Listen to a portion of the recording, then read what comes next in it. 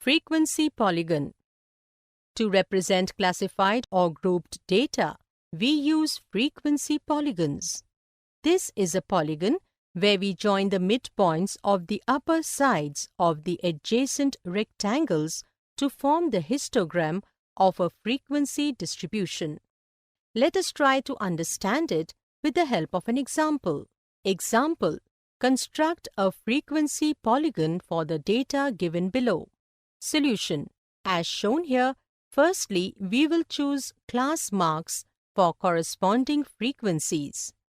As shown in the table, we take age in the first column, corresponding frequencies in the second, and in the last column, we take class marks.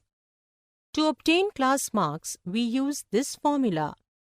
Class marks is equal to maximum limit plus minimum limit divided by 2. Let us obtain class marks for each corresponding age.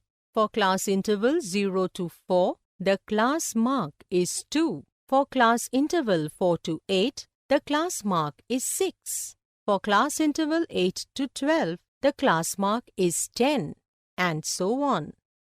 Therefore, we get the points 2, 1, 6, 3, 10, 6, 14, 8, 18, 10, 22, 8, 30, 3, and 34, 2, and obtain a frequency polygon by joining these points. To construct a frequency polygon from a histogram. In this method, we use the histogram to construct frequency polygon. For this, we need a histogram. The given histogram indicates marks obtained by students, and there are 5 bars: 1, 2, 3, 4, and 5. Now, as shown first, we will mark the midpoints of the top of the bars and join all the points obtained in this manner. Now look at the left side of the diagram. For class interval 0 to 10, we consider the frequency as 0. Therefore, we treat the midpoint of the top of the column as 0 and join this midpoint with the other midpoints obtained for other class intervals.